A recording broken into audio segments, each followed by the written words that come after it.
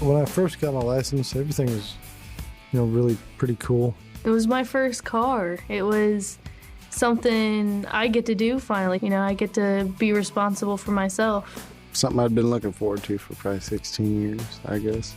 Or since I was old enough to know, that I was going to get to drive.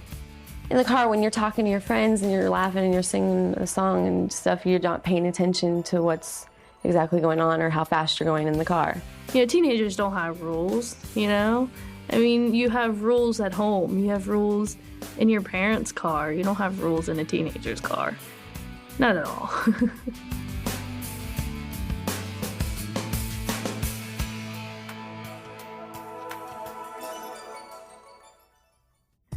We were playing around, of course. I mostly was on the road, but you know how kids are. Of course, you look in the rearview mirror, seeing what everyone's doing in the back seat.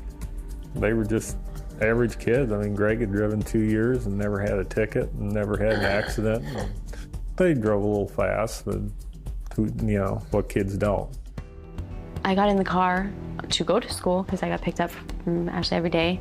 Me and Natasha argued over who was going to sit in the front seat, and she won the argument, of course.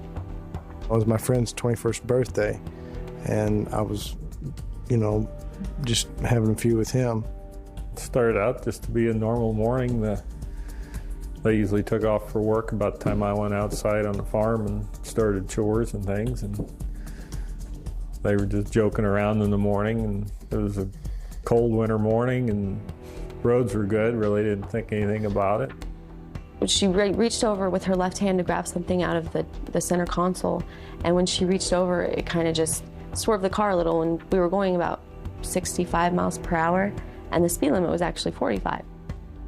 I was driving, and it was, I think, at like 1 o'clock in the morning, and we were heading home. We were doing 90 plus mile an hour around a curve, and when we flew straight off that curve and into an embankment, and it was pretty deep. Hit head on, and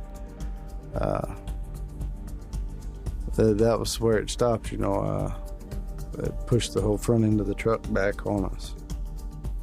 Police had said it looked like, for some reason, Greg had gotten a little off the edge of the road. When he pulled back on, he overcorrected and spun around sideways, and then went through the ditch, and the driver's door hit the power pole. And they estimated he was going 79 when he lost control and probably hit the pole around 50 miles an hour. So we had to drive by it in order to get to the hospital.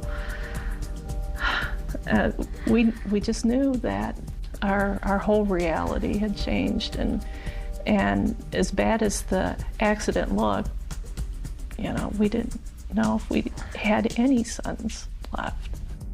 We knew that Greg couldn't have survived, and we just prayed that Steve was able to come out. There were 4 people in the back seat, 1 in the passenger. It was just us 6 going out for a good time. It was actually 3 couples. Next thing I know, I do see a hand pulling the steering wheel. And, the first time I could correct it. The second time he pulled again, and the car went into a slide where I couldn't get out of the slide. It just went sideways and right into a tree. And the next thing I know, I wake up, looking around, not knowing what's going on. There's dust everywhere. And I see Robbie next to me, and 2 guys run into the car, asking if we're okay. And I'm just like, what just happened? When it hit this tree, it wrapped around it, and as the back end went around it, 3 of my friends went out the back window. There was Jenny, and then Jesse, and then Tasha in the far back, and there was Lester trapped inside the car still. And that's when it hit me like, whoa, they're not just unconscious, they're dead. The car actually spun for about 200 feet, and then it hit the light pole. 911 emergency, John.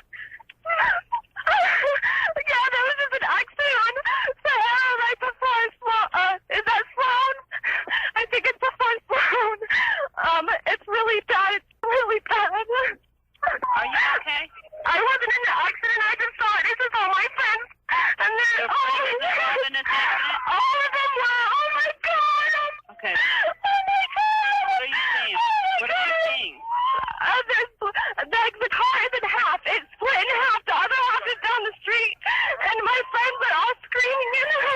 I remember hitting the pole and then, like, opened my eyes, and there was just a bunch of metal everywhere, really.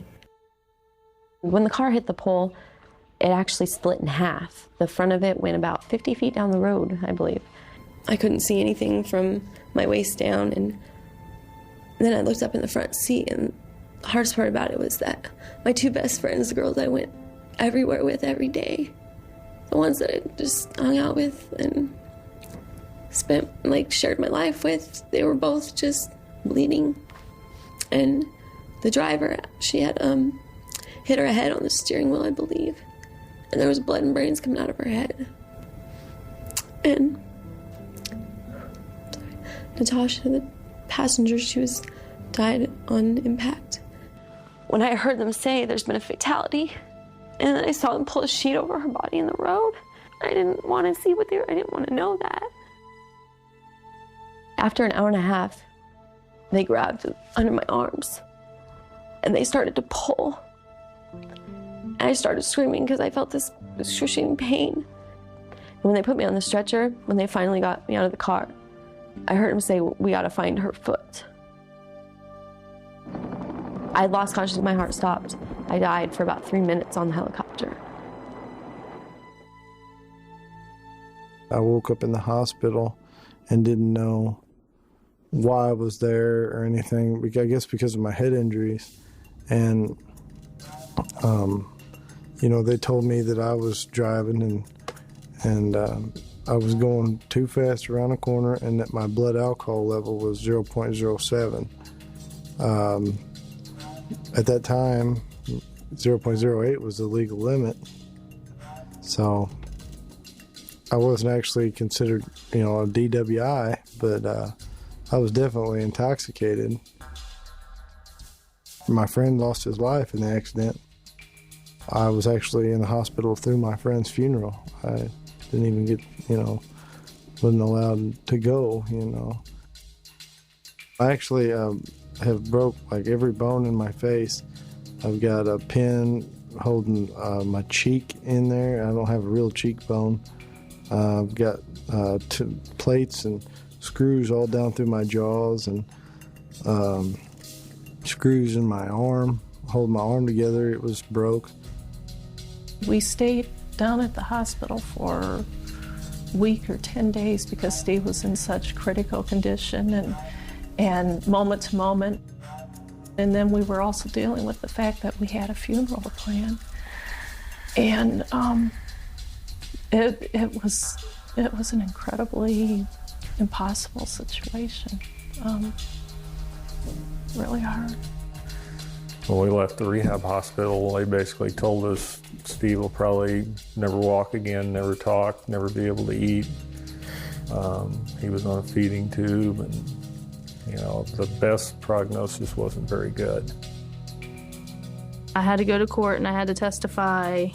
The first time I testified against him was to prove that I was innocent, to prove that he was guilty of pulling the steering wheel. He got jail time, juvenile, which I think it was up to 2 years for each account, which was 4 accounts, 4 kids that died.